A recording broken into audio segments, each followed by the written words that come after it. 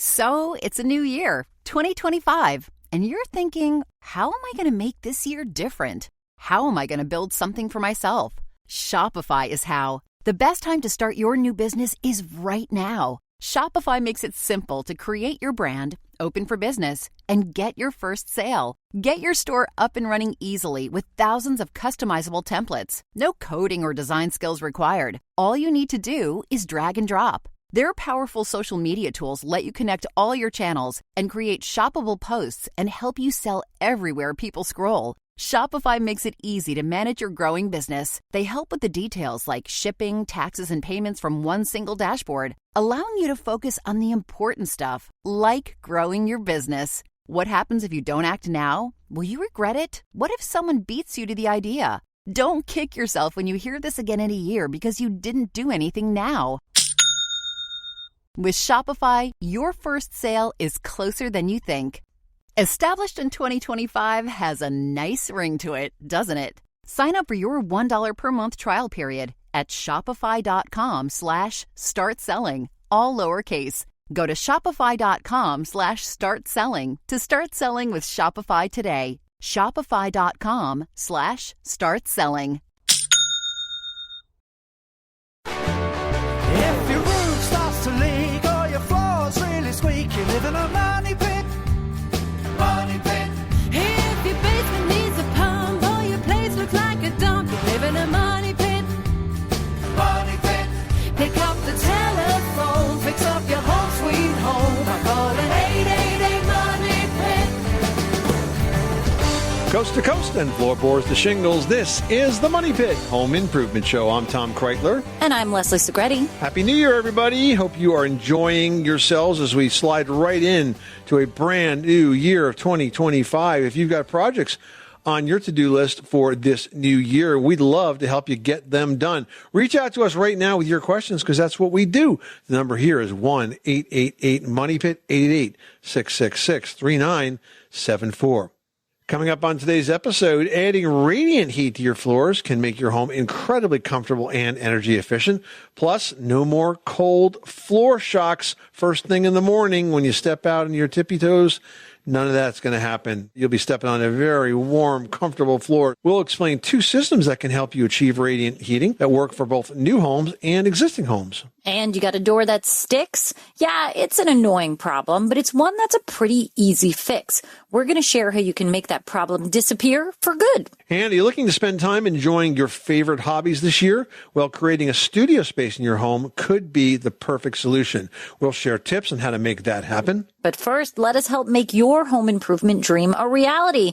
It's a new year, so whether you are planning to repair, improve, make a new design plan, we will share all the tools, the tips, the tricks that you need to get that project done. Whether you're doing or dreaming, home improvement is a fantastic adventure, and we can help you get to the other side. So let's get to it.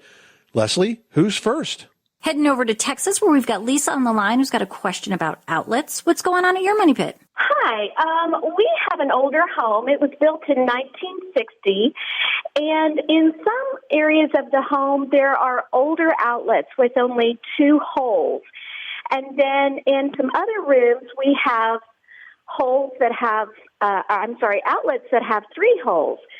So my first question is it safe to leave them as they are with just the 2 holes, or should we have all consistent outlets within this house? Well, certainly you're talking about 2 different types of wiring, and the outlets that have 3 that have the ground plus the 2 prongs, that's a grounded wire, which is basically run separately. The ones that have the 2 prongs is basically a 2-wire system, and the ground is done through the box itself. So, okay. Is it safe? It can be safe. It's not as safe or as durable, I would say, as having the modern outlets, but it's just not a matter of switching out the outlets. You have to make sure you have the wiring there to support it. Now, if you're going to plug something that has 3 prongs into the 2-prong, you have to use an adapter, and then you have to actually attach the adapter using the center screw in between the outlets, because that's how you're picking up a ground. And even doing that doesn't necessarily mean it's grounded, because who knows how those were put together behind the walls. So if you want to be sure, you could have an electrician check them all out and find out if you will be creating a grounded situation if you use that adapter or not. But if you're going to do some upgrading, I never think it's a bad idea to upgrade your wiring and make it safe and make it current. I see. Well, that is very helpful to know, and that is something we can definitely take care of and contact a friend of the family who's an electrician, so we can remedy that problem. Excellent. All right. Well, good luck with that project. Thank you so much, and you guys have a wonderful week. Bye-bye. Heading out to Illinois, where we've got Julian on the line. What's going on at your money pit, sir? I've got a 60-year-old brick house in northeast Tennessee. So I don't think any maintenance has really been done on them. But I noticed how only the bricks that make up the chimney, and of course on the outside, I noticed how some of the outside of the brick has been flaking off, and I don't know if there could possibly be an insect or animal at work. I've noticed some tiny holes on the outside of the brick, but it's only in the chimney area, and of course I only have one fireplace. I didn't know if there was anything that I could do, or if I could hire somebody to do something in a proactive way. All right, well, we can solve this for you. So this is not uncommon. What you're describing is what we call spalling, and it happens because water soaks into the brick, and then that water freezes and expands and then breaks or pushes off little pieces of the brick. Now, it may be that it's only happening to the chimney because that might be a different brick than what the house was built with, or a different lot. And sometimes those bricks can be more or less absorbent. So if the brick is not seriously deteriorated, if it's just the surface, what I would recommend is that you use a silicone-based sealer. Make sure it's silicone. And when you pick up the sealer, one of the things you want to do is read the specifications. It should say vapor-permeable, which means that even if moisture gets beyond the silicone, it can still drain out or evaporate out of the brick. Some sealers try to block it all. You'll never do that. Use silicone sealer designed for masonry that's vapor-permeable, and that will reduce to a tremendous extent the amount of moisture that is getting soaked into those bricks. And if it does that, then there's going to be nothing to expand and freeze and break the brick off, break those little pieces off, form those little holes when the weather turns super cold. Renew your health and wellness purpose this year with the Reset on Alo Moves, a curated weekly program of Pilates, strength, and step goals to kickstart your fitness journey. It's a 30-day week-by-week program, 3 days of Pilates, 2 days of strength, and 8,000 daily steps. Plus, bonus nutrition tips from Sakara. Plus, for only $99, you get a year's worth of access to Alo Moves, on-demand full studio experience wherever you are. Get moving today at alomoves.com. Hey, Money Pit Podcast fans, you want to help us out? Well, go ahead and leave us a 5-star review on Apple Podcasts, and we're going to give you a virtual high five. Plus, you'll be helping us spread the word about our show. Just go to moneypit.com/review. Heading out to Ocala, Florida, we've got Colleen on the line. Colleen, what's going on at your money pit? Hi, thank you for taking the time to talk with me. We are in a home that's fairly large and has 2 of the regular conventional water heaters, one on one side of the house and one on the other, and the other one is smaller. It's actually in the ceiling. And above our bedroom. So it's a little unnerving. And the other one is in the garage, so that one's not as bad. But we've done a little bit of repair work on that one in the garage. They're both fairly old. The previous owners, we've only been in the house for about a year. Previous owners said that they're over 20 years old. So it's probably time to get into a new system before something really bad happens. Okay. Yeah, it sounds wise. But we've been looking at conventional systems still, and we were thinking about doing a tankless water system, but we've had plumbers, just one that we've gotten a quote from, and they recommended the conventional style over the tankless, saying that they're not as energy efficient for the tankless. Wanted to get your opinion on that. Sure, happy to help you with that. So first of all, what type of water heater do you have? What type of fuel are you using? Is it electric water heater or is it gas? Yeah, it's electric. Okay, so your plumber's correct. When it comes to tankless water heaters, there is no such thing as a electric tankless water heater that is efficient. There are what's called heat pump water heaters, which are very efficient, but they are a full-size water heater like a tank, like a regular, any other type of tanked water heater, but they're also more expensive. Now, there's another option that is just out now that you might want to look at, and especially since you have one of these is going to be right over your bedroom. It is called the Rheem Gladiator hot water heater. And the Rheem Gladiator water heater is unique in a number of ways. First of all, it has a technology built into it that helps it run at peak efficiency. And also, it monitors the system and alerts you on your phone if anything's going wrong. It can even tell you how much hot water you have left if you want to take a shower. And the other thing that's really cool is that it's the first water heater I've ever seen that has a built-in leak protection system. So it has a valve that feeds the water heater, and if there's any leakage detected at the base of the water heater, this valve automatically shuts off. And when it shuts off, because there's no incoming water pressure, you will get a very minute amount of water that will leak out of that water heater before it's discovered and can be replaced. Now, the other challenge you have is you have two locations with water heaters. You have to put back two water heaters. You can't do this with one. But you mentioned one was near your bedroom. That's probably the reason that you don't have to wait so long for water to be hot in the morning. If you just had one water heater and a long run to get to your bedroom, by the time you step in that shower and turn the water on, you're going to have to wait, 15, 20 seconds for that water to turn hot. But the closer that bathroom is to the water heater, the quicker it does actually turn hot. So it's a little more efficient. So I think if I was you, I definitely agree you should replace them. They're well past their prime. I would take a look at the Rheem Gladiator units. Just go to rheem.com/gladiator. They've got a great page there that kind of explains the benefit for that, and that's RHEEM, rheem.com/gladiator, and you can learn about that. And I think that's probably giving you the best of all worlds. You're going to get a very similar efficiency to a heat pump water heater. It will cost less, and it'll certainly be more energy efficient than what you could do with electric tankless water heaters. And again, if it was gas, I'd say go with a tankless water heater, but that's because it's a lot less expensive to run. Do I need somebody to put that in for us, install it, or is that something we can do? Yes. We do. Okay. Yeah, it depends. I mean, if you and your husband are advanced do-it-yourselfers, maybe you could do that. But for the most part, I think that is a good job for a professional, because not only do you have to plumb it, you have to wire it properly, and I wouldn't want to see you make any errors on that. So I would have a pro do that.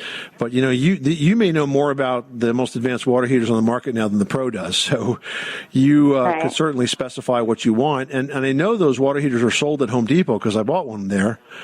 And you guys should go there and take a look at them as well. Okay, that's great. Oh, I'm so glad I called. Thank you so much. You're welcome, Colleen. Good luck with that project. Let us know how you make out, okay? All right, will do. Thank you. So we all know that stepping onto a cold floor with bare feet is one of the most unpleasant experiences that can happen in your home. That's why adding radiant heat to your floors is just a great idea.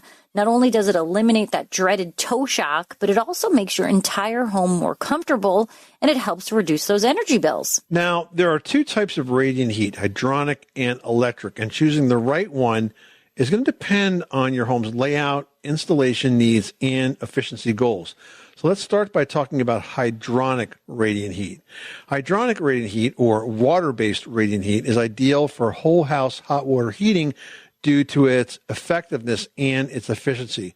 It's typically installed using a track system that holds PEX tubing.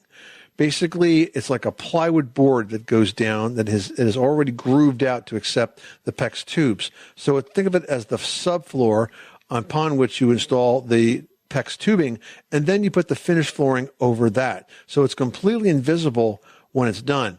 But I tell you what, if you lay on that floor, it is all but invisible because it feels great. Nice, warm, even heat across the entire floor surface. Now, the other option is electric radiant heat. This is best suited for supplemental heating. So let's say you have a kitchen or a bathroom that's got a cold tile floor and you want to just warm that up. It's more expensive to operate and less efficient for larger spaces, but electric radiant is really a good option for those contained areas when it's paired with a programmable thermostat. So this allows it to run only when it's needed. The installation is similar. It goes basically down on top of the subfloor, but then above that, you could put, for example, a tile floor. And so when you're all done, you have a very warm tile floor, but only limited to that small area like a kitchen or a bathroom, set up on its own thermostat, which also has a timer, so it only runs when necessary. Now, both systems can significantly enhance comfort in your home. It's all about choosing the right fit for your needs and your budget. If you want to go big, think about hydronic radiant. But if you want to just warm up a small room like a kitchen or a bath, electric radiant is a perfectly solid option as well. Well, the West Coast has been certainly getting pounded with their fair share of snowfall, especially Utah. Now, us East Coast skiers, we're pretty jealous about all that snowfall that's happening over there. But Dylan, who lives in Utah, is pretty tired of shoveling. So what do you got going on over there, Dylan, besides snow? Yeah, we've been getting, just like you said, we've been getting hit with a lot of snow. I actually woke up this morning to 12 inches of new snow overnight, and where I'm located, just outside of Salt Lake City, Utah, in Cottonwood Heights, we're at the base of the Wasatch Mountains, which on average, those mountains can see 500 inches of snow. So we see a fair share of snowstorms, and I have to break out the shovel. Pretty much just lives outside of this plane with a bag of salt next to it. So, but my question for you guys today is, I'm looking at it in this upcoming spring. I really want to replace my driveway, and with the amount of snow we got, season in and out and all the way through spring, we get it. So we're looking and thinking about doing a heated driveway. Just seeing if you guys have any recommendations or any experience there. Sure. It's basically, it's kind of like a radiant floor heating system where you put the heating cables underneath the driveway, or you can embed them in the concrete. It could be underneath like a brick driveway, or it could be embedded in the concrete when it's poured. Of course, you got to do it very carefully. And then when it gets cold, you click it on and it warms up the driveway and everything melts. The thing you have to consider is the cost of operation. And for that, you're going to want to think about how many square feet you need to heat. Sometimes folks will heat the entire driveway.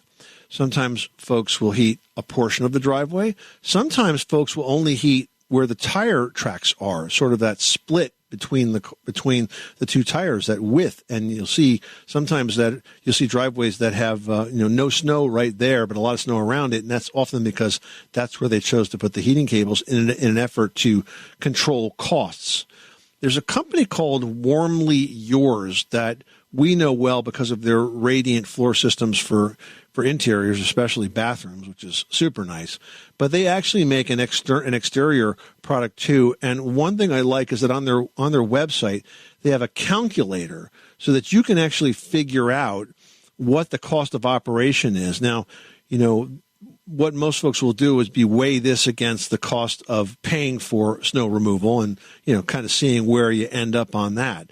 But, it's essentially just that. You put these cables underneath. They come like sort of wound together in like a mat and in the concrete itself. And then they have the circuitries inside the house, and you turn it on and off. You can do it based on the temperature, or you can do it just based on an on-off switch. But you really want to calculate that operating cost, because you don't want to find that, you got no snow, but it's now costing you $1,000 a month in electricity costs to have no snow.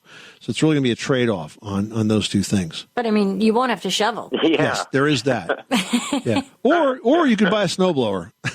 Now, I'm guaranteeing those listening that we will not have any major snowstorms in the Northeast area. And I can tell you that with absolute confidence. You know why? Because I bought a brand new 2-stage snowblower. It's ready. It's good to go. It's sitting in my garage. I'm ready to take it out. But I'm telling you right now, it's not going to happen. You've cursed us all. Only those in my area. You're still going to get plenty of snow there at the bottom of the Wasatch Mountain, my friend. Well, thank you so much. Appreciate it. Yeah, I've heard about, potentially doing a boiler system, but I think that sounds like a lot better of a system. Well, yes, you can do a hot water hydronic system, but then again, you got to deal with, frozen.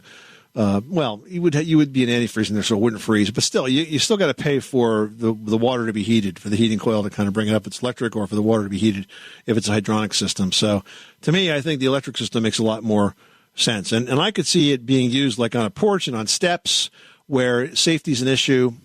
You'd have to really be annoyed and unable to do any snow shoveling to do the whole driveway, because it's going to cost you a bundle. Yeah. But pretty awesome product, though. Absolutely. Good luck with that project. Thanks for calling us at 888-MONEY-PIT. At Sierra, you'll always find apparel, footwear, and gear for 20 to 60% less than department and specialty store prices. But right now, it's clearance time, so you can save even more on everything you need to get active and outside. Visit your local Sierra store today. Well, if you've got a door that sticks, it can go one of two ways. You can either put up with it, letting that little annoyance build up over time, or you can resolve to fix it once and for all. We're advocates of that second approach, so here's what you need to know.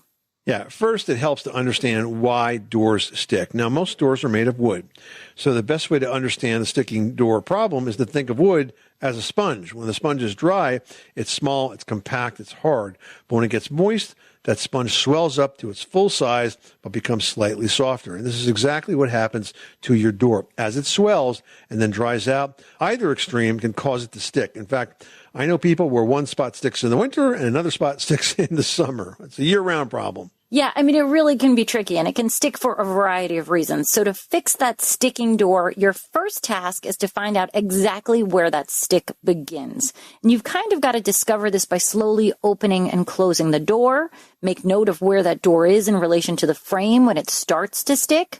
Now, if you want a visual guide, this is great. You can use a piece of chalk to color the door where it kind of seems to be sticking. You can also use lipstick. That's a great way to do it if the chalk is too light. And then you open and close that door a couple of times, and that chalk mark or that lipstick mark is going to transfer to the exact place where that sticky door is touching the jamb. And then you can easily wipe away that lipstick or chalk, without even leaving a mark. But now you know exactly where the trouble spot is. Now, there are two ways to fix a door that sticks, which I like to call easy and harder. The first is the easy way. And that's simply this, to tighten up the hinges. If the door opens on the right and sticks towards the top, the most likely culprit may be the opposite hinge on the left. If you tighten that hinge or replace just one or two of the screws with ones that are long enough to go through the jamb into the framing behind, it can actually pull that door over just enough to free up that sticking area. Next, let's talk about the harder but sometimes necessary option, which is to sand down those areas of the door where it's sticking. What you want to do is take a rough piece of sandpaper and rub it firmly along the section of a door that's been sticking. This is a good time where you could use the trick that Leslie just talked about, by marking it with chalk first. Then just repeat the process until the door no longer sticks to the frame, but try not to overdo it. And once the door fits well, use progressively finer sandpaper to smooth that rougher edge and prepare it for repaint, which, by the way, is an important step, because once you have this door working, if you seal in those edges that you've just sanded with paint, it's not going to swell up again, and you'll be good to go for the long run. We're going to chat with Rich from Myrtle Beach, who's thinking about a generator. How can we help you? Well, as you mentioned, I am in the search for a generator for the home. As you mentioned, I'm from Myrtle Beach, so we tend to have a lot of hurricanes coming during hurricane season. I bet you do. We get more warnings, though, truthfully, than we actually do hurricanes. But either way, I have a family. I want to keep them safe and with food and everything. So I'm looking to get a good generator that will work for the entire house. Sure. So first question, do you have natural gas? Yes. Perfect. Yeah, that's important, because when the power goes down, it becomes hard to get gasoline, right, for portable generators, because the gas stations are also down. But if you have a whole home generator that's powered by natural gas, then you have that fuel 24/7, because the utility lines rarely go down in a storm such as that you would experience down in South Carolina. Now, Leslie and I both have had whole home generators for a number of years. And for me, I'm super happy. I have a Kohler 20K. And the way it works is when the power goes off, within about 10 to 15 seconds, the generator kicks on automatically. And I'll tell you what, it's a really nice sound when you have no power and you hear that generator kick in, because it basically replenishes all the power for the house. I used to have a generator years and years ago, before the developments that these machines have gone through over the years, where I only powered part of the house. But now every single circuit in my house is covered. The refrigerator, the air conditioner, the boiler, all the lights, everything. Yeah, and you don't have to think about anything. We have a special needs child, so sometimes if I need to get the oxygen going or monitors going, that's one of my biggest concerns, is having constant electric. And Leslie, if I remember it right, you actually went into labor during a power failure, didn't you? Well, Charlie was born during Hurricane Sandy. So right, when you had no power. And Hurricane Sandy was a major storm event, I should say Superstorm Sandy, for the East Coast, New York especially. And we had no power for 4 weeks following Hurricane Sandy. And then, sadly, if you'll remember, then my husband passed away. So there I was with no power for ages and ages, with a newborn baby, and then this major tragedy. And I did not want to find myself and my family in that situation ever again. Never again. So we also put in the Kohler 20 kW, and it's excellent because, truly since then, I think the most we've ever been without power when the generator was running was possibly 6 hours. So luckily we've never had an event like that again, but it is so comforting to hear it test every week and kick on even for those short 30-second little power outages that happen every so often, just to know that I don't have to think about it. Every circuit will come on that I need. I will have access to all of the power that I need. And I don't ever need to be scared or unsure again. And I think that's super important for peace of mind. It's just important. Yeah, absolutely. The other thing that it does for us is it keeps us on the air because we both have home studios. And so we don't ever go down when the power goes out. So for all those reasons, we're big believers in whole home generators. We both have Kohlers. They are really built to last. And, they need very little maintenance. I think I have my generator service tech come about once a year to service it. It also automatically comes on once a week to sort of exercise itself and keep the battery charged and that sort of thing. But it's pretty much hands off, and it does a great job. Now, what about installation? How does that work? So you purchase the generator, right? And then you have to hire an installer. But a lot of companies are out there that do both. There's companies that specialize in generator installation because it is a fairly big installation project in the sense that you got to run a gas line. And we had to run the gas line, ourselves beforehand from the installation of the generator. We spoke with the installer. They said, this is where it has to go. Our town had to sign off on it. There's certain noise variances that your village, town, community may say it's got to be X amount of feet from a neighbor's line or from here or from there just because of these ordinances. But I feel like the process was super easy. Okay. Yeah. And the other thing you'll need is an electrical permit because obviously there's a lot of electrical wiring involved in making sure that there's a new switch that goes in called a transfer switch that does just that. It senses when the street power has gone down and transfers power to the generator. So, there's a bit of work to be done, but I'll tell you what, they've become very, very affordable. And I think they're just really smart to have. They also improve the value of your home. So for all those reasons, I think it's a good project, especially if you live down there in South Carolina, because you're certainly more prone to hurricanes than those in other parts of the country. That's a great endorsement. Kohler. Okay. Is there different sizes based on the size of the home or how many electrical appliances you're running off it? Yep, there is. And that's when we mentioned 20K. That's a short for 20 kW or 20 kilowatts. That's the size generator that we both have. Our houses are about the same size and have relatively the same systems. But there are calculators that the manufacturers will provide where you can actually enter in the number of circuits and whether you have central air and all that sort of stuff that consumes power, and they'll recommend a generator for you. But generally, it's going to be, somewhere in that 20 to 26 kW range for your average single family. Okay. One other question. Am I contacting Kohler through the internet? You certainly can. I would encourage you to go to their website. Kohler is spelled KOHLER.com. On that website, they actually have a locator. There's a button to get a free quote. You can complete a form and submit it and let them know if you need the installation and the generator, or the installation by itself. And then someone will be in touch with you. So I think it's important to work with dealers and installers that are familiar with the product. And most of these dealers are. If they work with Kohler, it's probably all they work with, and for a very good reason. Okay. I appreciate that. All right, Rich. Well, good luck with that project. And let's hope that once it's installed, you never have to need it. You know what? I'd actually like to see it work. It is kind of fun when I come home at night during a power outage and I'm the only house that's got lights on. You know what? Do you go outside and rub it in and put your Christmas lights on and everything else you blow up? Hey, during Hurricane Sandy, I kept the neighborhood flush with fresh eggs and milk and ice cream and butter. my house was their house. Watch out for those extension cords coming from the neighbor's house. Yeah, well, we would never do that, but certainly offer them the opportunity to keep their spoilable foods from getting in bad shape was something we were happy to do. Yeah. Rich, thanks so much for calling us at 1-888-MONEY-PIT. Good luck with that project. Thank you, sir. So have you ever wished for a dedicated space in your home for your favorite hobbies like crafting, woodworking, sewing, even painting? Well, now is the perfect time for you to make that dream a reality. Setting up a studio or hobby space doesn't have to be complicated. All it takes is a little planning and a lot of creativity. Now, the first step is finding the right space. And if your home is short on extra rooms, don't worry, because you can definitely get creative.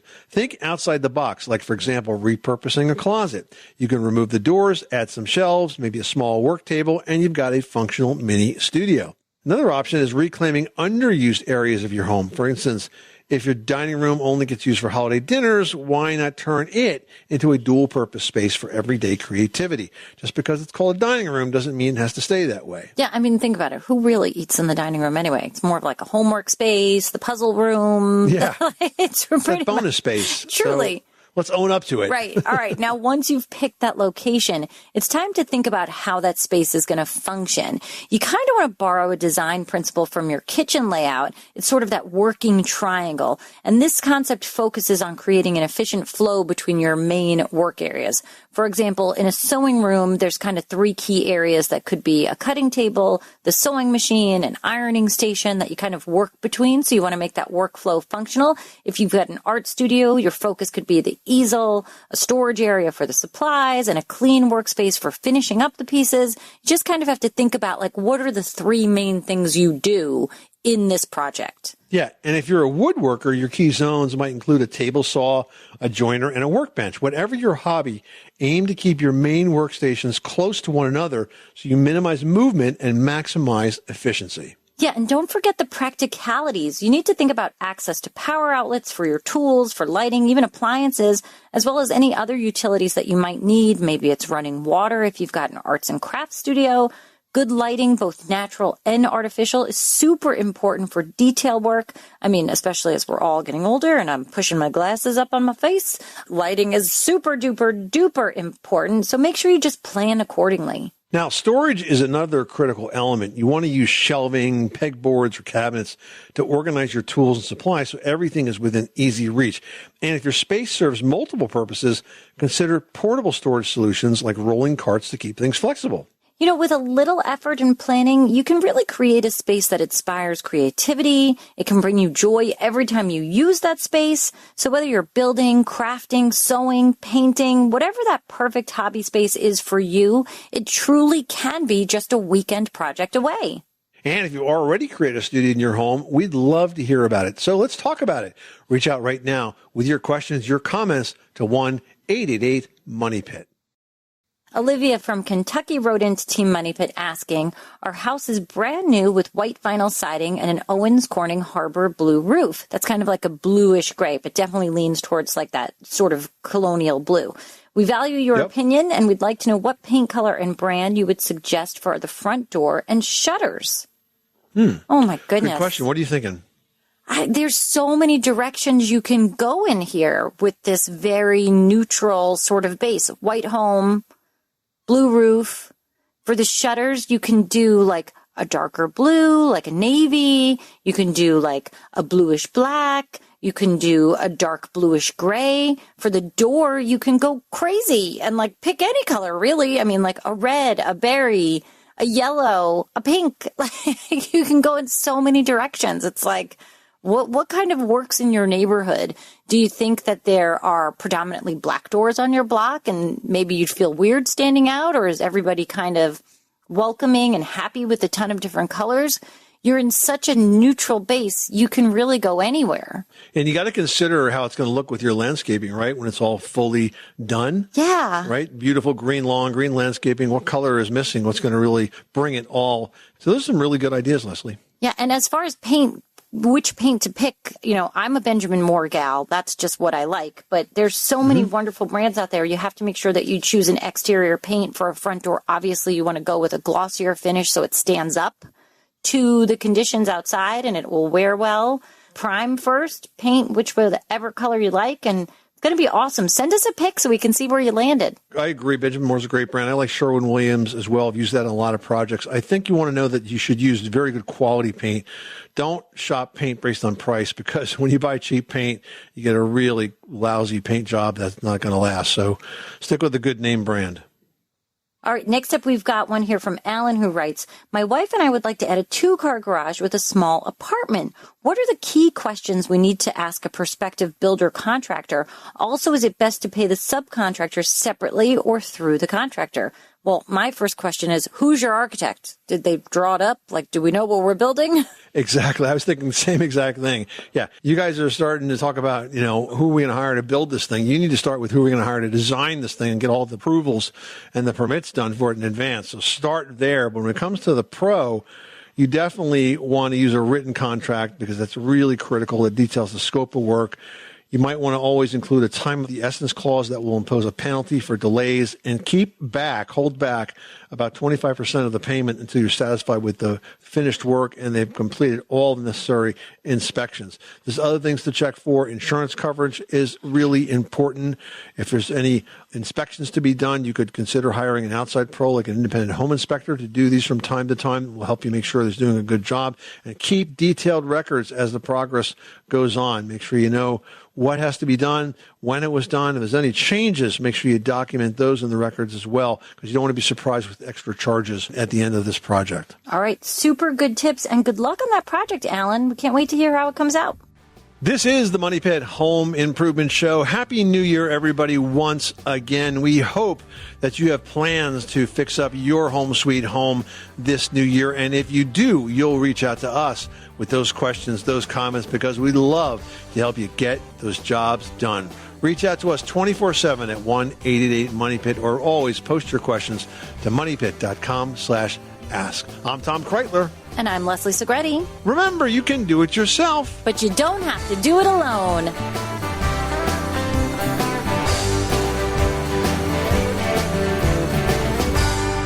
live in a money pit.